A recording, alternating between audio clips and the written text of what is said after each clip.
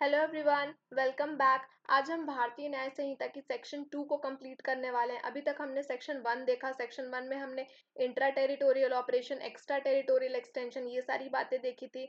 IPC जो पहले था, अब हम इसे भारतीय न्याय संहिता कहते हैं। भारतीय न्याय संहिता में जो जो चेंजेस हुए हैं, जो टॉपिक्स हम आगे पढ़ने वाले हैं, ये सारी बातें हमने डिस्कस करे थे सेक्शन 1 में। आज हम सेक्शन 2 से स्टार्ट करने वाले हैं और जितनी भी वीडियोस मैं यहाँ अपलोड करूंगी उसे मैं अपने प्लेलिस्ट में भी डालते जाऊंगी। आप प्लेलिस्ट से लाइन बाय लाइन सारे सेक्शंस को देख सकते हैं। इससे पहले हमने भारतीय साक्ष्य अधिनियम कंप्लीट किया था। आप चाहें तो उसकी भी प्लेलिस्ट बनी हुई है, उसकी प्लेलिस्ट भी आप देख सकते हैं। वो मैं अपने डिस्क्रिप्शन बॉक्स में भी दे दूंगी और प्लेलिस्ट आप हमारे चैनल पर भी देख सकते हैं भारतीय साक्ष्य अधिनियम की।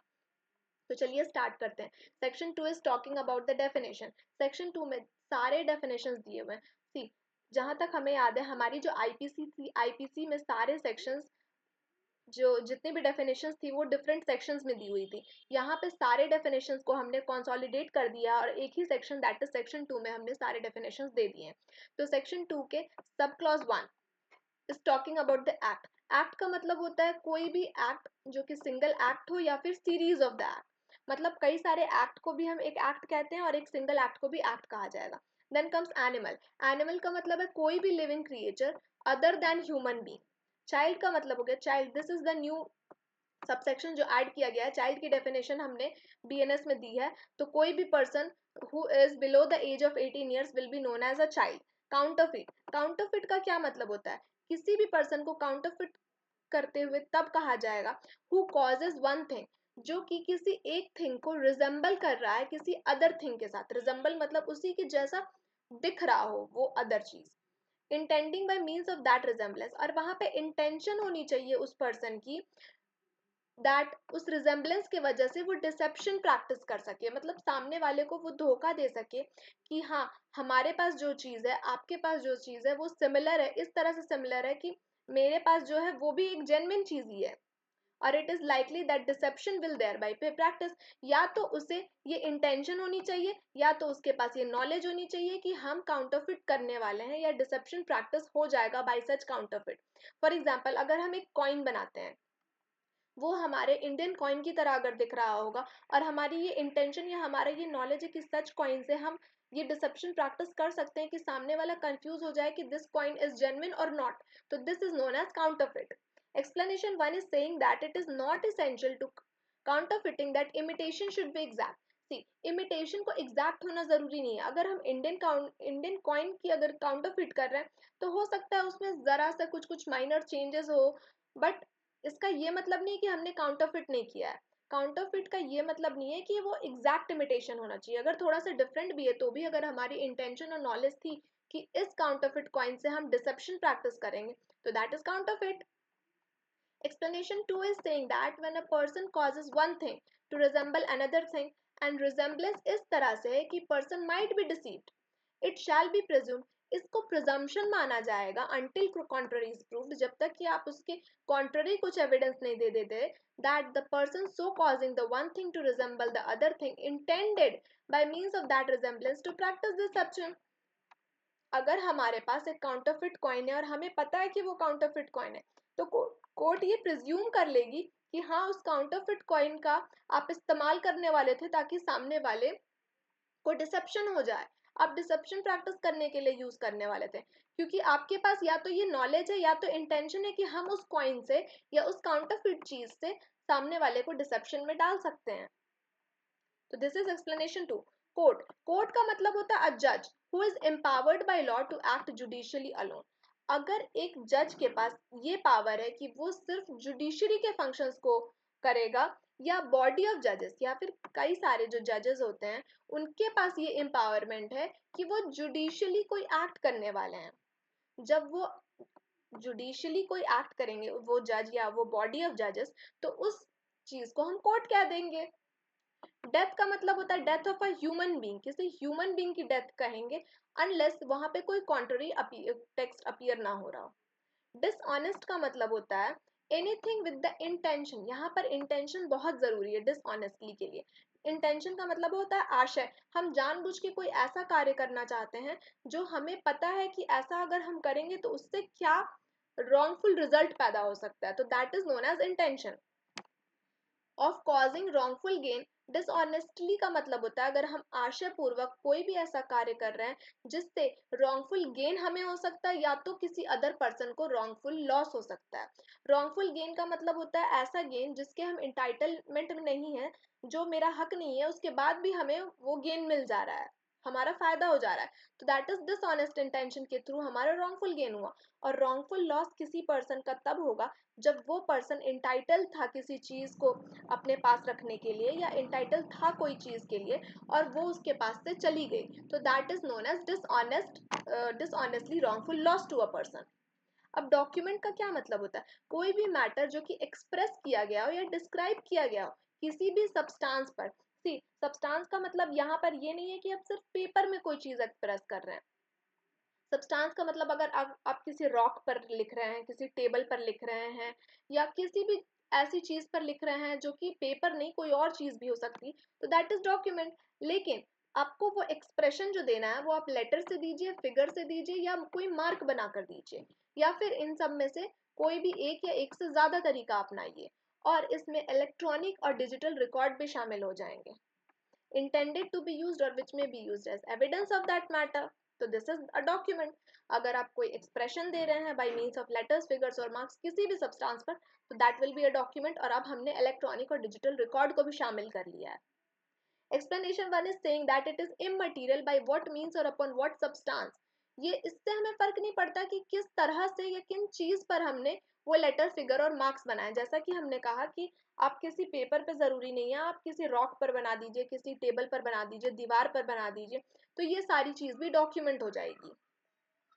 और ये भी जरूरी नहीं है कि आपने जो मार्क वहां पर बनाए हैं उसे आप इसलिए बना रहे हैं कि आप उसे कल को एविडेंस की तरह यूज करने चाहते हैं।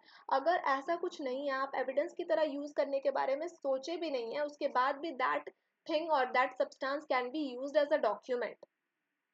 ठीक है, इलस्ट्रेशंस देख लेते हैं। A writing expressing the terms of a contract which may be used as evidence of contract is a document। अब कॉन्ट्रैक्ट यहाँ पर है तो that can be used as a document. Check भी एक तरह का डॉक्यूमेंट हो सकता है। पावर ऑफ अटॉर्नी भी एक तरह की डॉक्यूमेंट हो सकती है। मैप और plan is also a document. अब कोई भी ऐसी राइटिंग जिसमें डायरेक्शंस दिए हुए हैं या इंस्ट्रक्शन दिए हुए हैं कुछ भी करने के लिए, तो that is also a document. Explanation 2 is saying that what ever is expressed. अगर हमने लेटर्स, फिगर्स और मार्क्स की तरह कोई भी चीज एक्सप्रेस करा है बाय मर्केंटाइल या अदर यूसेज, मर्केंटाइल के फॉर्म में या अदर तरीके से, मतलब दैट इज बिजनेस पर्पस के लिए जो हम यूज किया करते हैं, shall be deemed to be expressed by such letters, figures और marks within the meaning of this section although the same may not be actually expressed। Mercantile या other usage के लिए मानिए हम किसी डॉक्यूमेंट में या किसी सब्सटेंस पर हम कोई एक निशान बना दिया करते थे कि हमें पता चले कि ये हमारा ही सामान है, तो उस सामान पर हमने जो निशान बनाया that can also be used as a document. A writes his name on the back of bill of exchange, ठीक है, payable to his order. Bill of exchange के पीछे ए ने अपना नाम लिख दिया। The meaning of the endorsement as explained by mercantile uses is that the bill is to be paid to the holder. Endorsement is a document and shall be construed in the same manner as if the words pay to the holder or words to that effect had been written over the signature। अब जैसे ए ने bill of exchange के पीछे अपना नाम लिखा, और ये as a mercantile usages regular use में इस तरह की चीजें होती थी कि लोग अपने बिल ऑफ एक्सचेंज के पीछे अपना नाम लिखते थे, तो that will be used as a mercantile usage और इसे हम डॉक्यूमेंट मान लेंगे as per explanation 2। Now comes fraudulent. Fraudulently का मतलब होता है डूइंग एनीथिंग, कोई भी कार्य करना जो हमारा आशय है कि हम सामने वाले पर्सन को धोखा दे सके, डिफ्रॉड कर सके, तो that is known as fraudulently. अब जेंडर का मतलब होता है द प्रोनाउन ही and its derivatives are used for any person whether male, female और transgender। तो जेंडर का ये मतलब है जहां पर भी अगर हम कहीं पर भी अगर ये एग्जाम्पल देखते हैं कि if he commits a crime, तो यहाँ पर जो ही वर्ड हो जाएगा तो वहाँ ही मेल, फीमेल, ट्रांसजेंडर किसी के लिए भी इस्तेमाल हो सकता है। अब पूरे भारतीय न्याय संहिता में हम हर जगह ही, शी, इट या मेल, फीमेल, ट्रांसजेंडर ये चीजें नहीं लिखने वाले हैं, हम ही यूज कर रहे हैं, तो वो ही मेल, फीमेल, ट्रांसजेंडर तीनों के लिए इस्तेमाल होगा। Explanation is saying that transgender shall have the meaning assigned to in clause K of section 2 of the Transgender Persons Protection Rights Act of 2019। अब ट्रांसजेंडर्स क्या होते हैं, अब वो हम सेक्शन 2 के क्लॉज के में जाकर देख सकते हैं of this act. Now comes good faith. Good faith का मतलब होता है अगर हम कोई भी ऐसा काम कर रहे हैं जो कि ड्यू केयर एंड अटेंशन के साथ कर रहे हैं। गवर्नमेंट का मतलब हो जाएगा central government and state government. Harbour का मतलब होता है किसी को पनाह देना, जिसमें किसी भी पर्सन को हम shelter, food, drink, money, cloth, arm, ammunition या कोई भी अदर तरह का कन्वीनियंस अगर दे रहे हैं या उस पर्सन को असिस्ट कर रहे हैं कि आप इस तरह से जाइए, इस जगह पे छुपिए, यहाँ पर आप रह सकते हैं, आप अपने आप को यहाँ पे इवेड कर सकते हैं, अप्रीहेंशन से अगर आपको बचना है, जेल नहीं जाना है तो आप इस जगह छुप सकते हैं, तो ये सारी चीज़ें हार्बर में आ जाती हैं। हार्बर में शेल्टर के साथ साथ अगर आप उसे फूड, ड्रिंक, मनी, क्लोथ्स या फिर हथियार ये चीज़ें दे रहे हैं वो भी इंक्लूड हो जाएगी। इंजरी का क्या मतलब होता है, हमने सेक्शन 44 ऑफ आईपीसी में भी इंजरी देखा था, एकदम सेम डेफिनेशन यहाँ पर है कि इंजरी का मतलब होता है किसी भी तरह का हार्म जो कि हम इलीगल वे में किसी भी पर्सन को दे रहे हैं, या तो उसके बॉडी पर, माइंड पर, रेप्यूटेशन या उसकी प्रॉपर्टी को इंजर कर रहे हैं, तो that will come under the injury. Now comes illegal या लीगली बाउंड टू डू। क्या होता है, इलीगल का मतलब होता है कि कोई भी ऐसा ऑफेंस या कोई भी ऐसा कार्य जो प्रोहिबिटेड बाय लॉ है, या कोई भी ऐसा एक्ट जो कि ग्राउंड फॉर सिविल एक्शन देता है, that will be known as illegal. और अगर हमें कोई भी कार्य करने को कहा गया या हम लीगली बाउंड हैं कुछ कार्य करने से और हम वो नहीं करते हैं या हम ओमिट कर देते हैं खुद को वो करने से, तो that will be known as legally bound to do, और हमने उसे ओमिट कर दिया तो that will be illegal in him to omit. जज का क्या मतलब होता है, कोई भी पर्सन जो कि ऑफिशियली डेजिग्नेटेड है एज अ जज, और वहां पर ये चीजें भी इंक्लूड हो जाएगी, जैसे कोई भी पर्सन जो कि एम्पावर्ड बाय लॉ है इन एनी लीगल, किसी भी लीगल प्रोसीडिंग में, वेदर सिविल, क्रिमिनल या कोई जजमेंट देने के लिए, या अगर अपील ना हो तो उसकी जजमेंट फुल एंड फाइनल हो जाएगी, तो ये सारी चीजें एक जज कर रहा है और उसे हम ऑफिशियली डेजिग्नेटेड एज जज मानेंगे। Who is one of the body of a person, या कोई बॉडी ऑफ पर्सन है जो कि एम्पावर्ड है वो जजमेंट देने के लिए, उसे भी हम मान लेंगे। See illustration, it is saying that a magistrate exercising jurisdiction in respect of a charge on which he has power to sentence to fine। अब किसी भी पर्सन के पास अगर पावर है कोई जजमेंट देने की, कोई सेंटेंस देने की, फाइन देने की या इम्प्रिजनमेंट देने के लिए, अगर वो अपील, अगर उस जजमेंट की अगर अपील ना की जाए तो वो फुल एंड फाइनल हो जाएगा, तो दैट पर्सन इज अ जज। यहाँ पे मजिस्ट्रेट की बात हो रही है कि मजिस्ट्रेट अगर ये पावर्स को एक्सरसाइज कर रहे हैं तो ही विल बी अ जज। लाइफ का क्या मतलब होता है, life of a human being, किसी इंसान के लाइफ की बात हो रही है जब तक कि कोई कॉन्ट्ररी थिंग ना बोली गई हो। लोकल लॉ का मतलब होता है कोई भी ऐसा लॉ जो कि पर्टिकुलर पार्ट ऑफ इंडिया में अप्लाई होता है, किसी पर्टिकुलर एरिया में, किसी पर्टिकुलर पार्ट में अप्लाई होता है, दैट इज लोकल लॉ। और जब हम स्पेशल लॉ की बात करेंगे वो सब्जेक्ट टू स्पेशल सर्कमस्टांसेस होगा, वो हम आगे पढ़ेंगे। मैन का मतलब होता है male human being of any age. Any age, see मतलब 1 साल का बच्चा अगर वो मैन है तो उसे हम, अगर वो मेल ह्यूमन बीइंग है तो उसे हम मैन कह देंगे। 80 ईयर्स का कोई आदमी अगर वो मेल है तो हम उसे मैन कहेंगे, मतलब इररेस्पेक्टिव ऑफ एज कोई भी पर्सन मैन हो सकता है।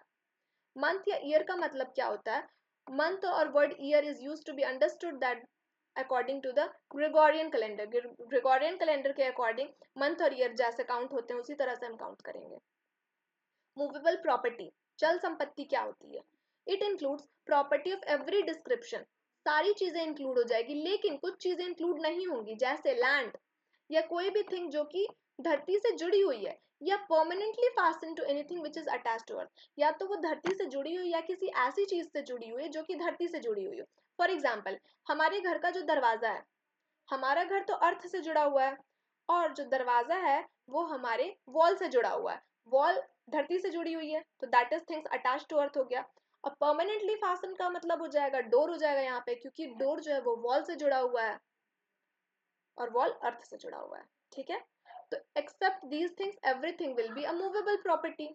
सी नंबर, नंबर का क्या मतलब होता है, प्लूरल नंबर इसमें इंक्लूड हो जाएंगे और सिंगुलर नंबर भी इंक्लूड हो जाएंगे। नंबर का मतलब है प्लूरल भी सिंगुलर भी, ठीक है। ओथ, ओथ में इंक्लूड होता है सोलम affirmation substituted by law for an oath, and any declaration required or authorized by the law to be made before a public servant or to be used for the purpose of proof whether in a court or not। Oath का मतलब होता है कोई भी affirmation जो हम court में लेते हैं, कुछ भी अगर हमें डिक्लेयर करना है या कुछ बताना है हमें कोर्ट को, तो उसके पहले हम एक ओथ लेते हैं कि हम जो भी कह रहे हैं वो हम सच कह रहे हैं, और अगर हम वो गलत कहेंगे तो हमारे खिलाफ एक्शन ली जा सकती है, that is oath. Now comes the offence. Offence का मतलब होता है in except in the chapters and section mentioned in clause A and B, the word offense means, offense का मतलब सारी चीजें हो जाएंगी जो इस संहिता में दी हुई है, except these things, यहाँ पर जितने भी sections दिए हुए हैं इनके अलावा सारी चीजें offense होती है। offense means a thing punishable under this संहिता, इस संहिता के अकॉर्डिंग, और अंडर एनी स्पेशल या local law.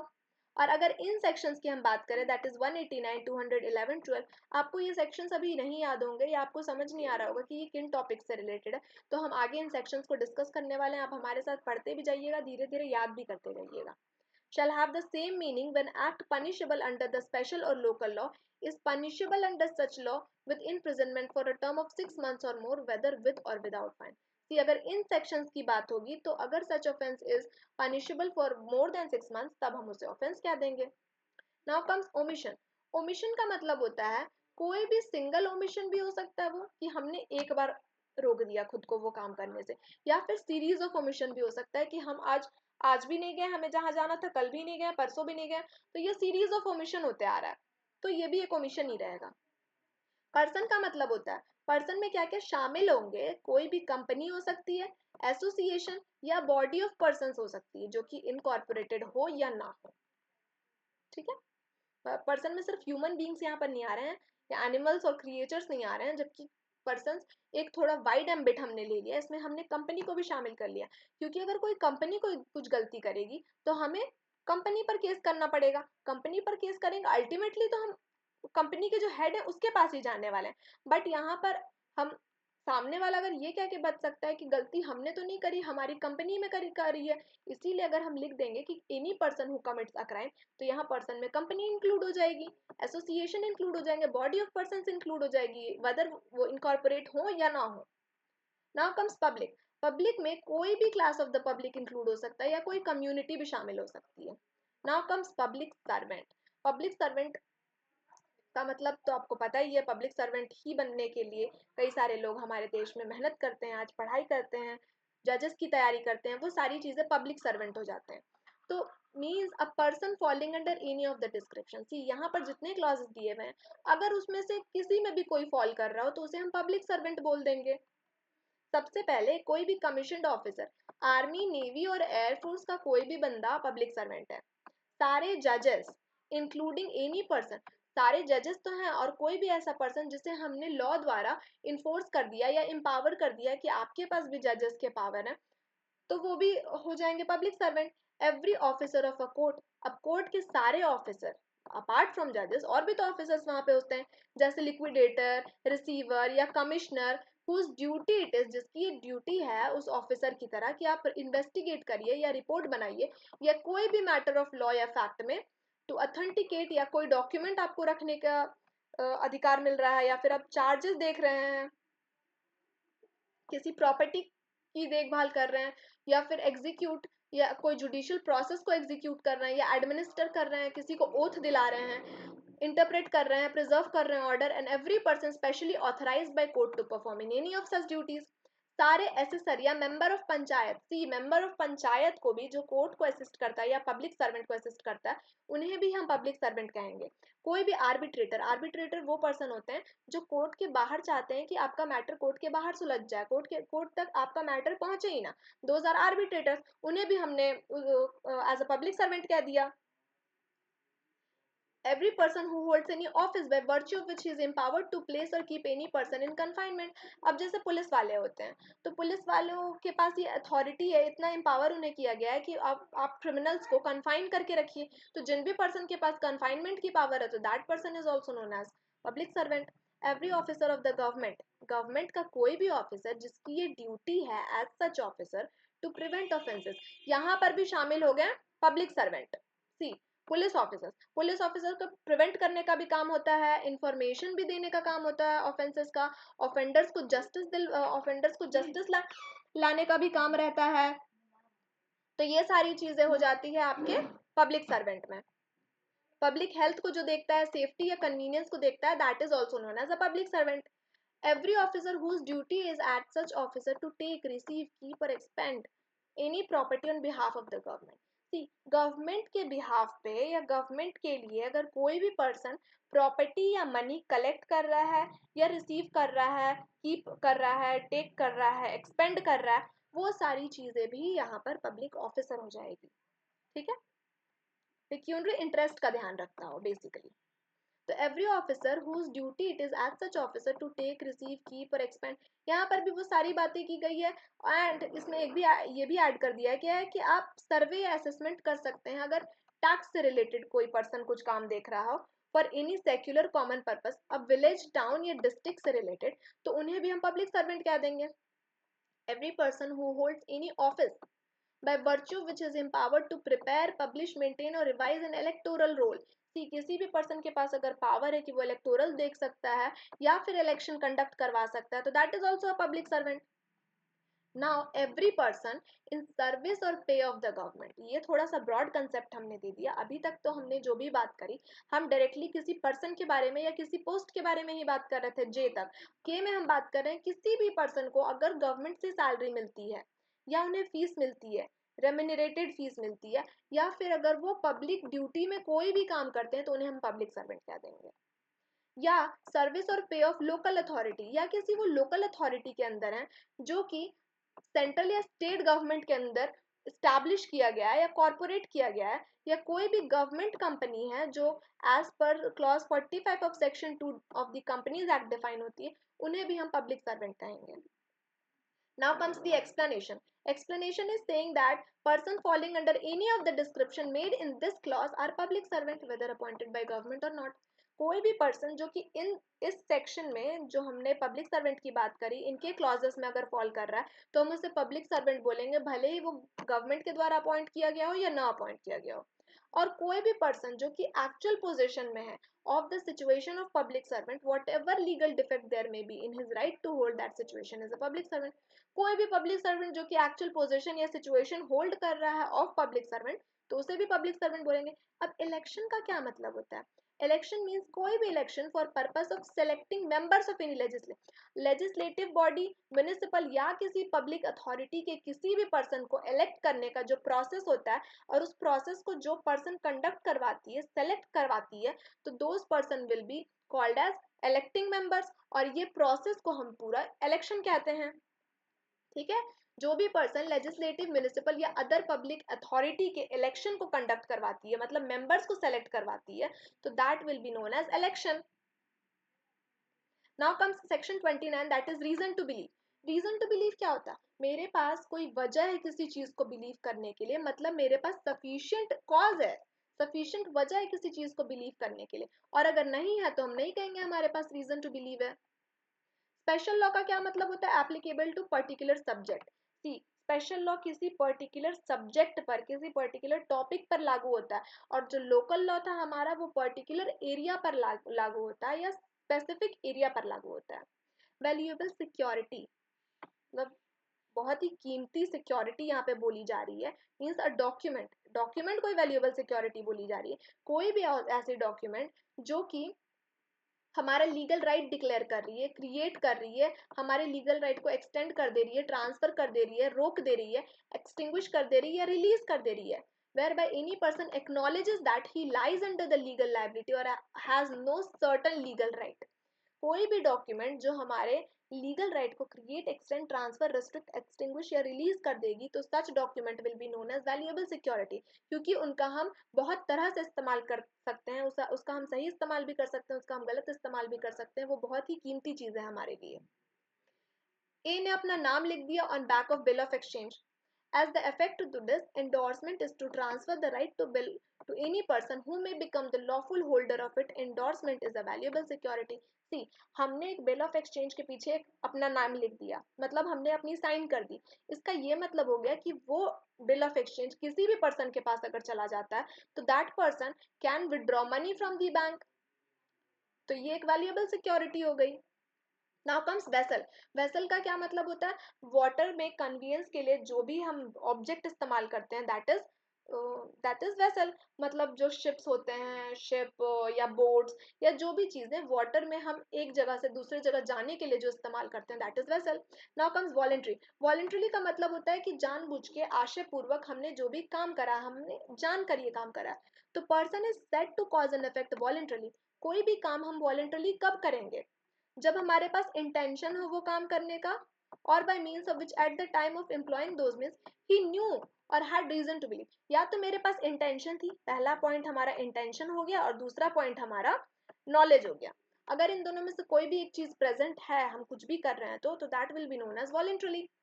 Illustration says that A sets fire by night to an inhabited house in a large town. बड़े से टाउन में जहां पर लोग रहा करते थे उस जगह पर ए ने आग लगा दी। For the purpose of facilitating a robbery. उसका ये पर्पस था कि वो इसके बाद, आग लगाने के बाद, वो रॉबरी कमिट कर सके, और उससे कुछ लोगों की डेथ हो जाती है। अब यहाँ पर हो सकता है एक ही आशय ना हो कि वो इतने लोगों की डेथ कारित कर देगा, लेकिन और उससे हो सकता है उसे बुरा भी लग रहा हो कि इतने सारे लोगों की डेथ हो गई, मैं तो सिर्फ यहाँ रॉबरी कमिट करने आया था।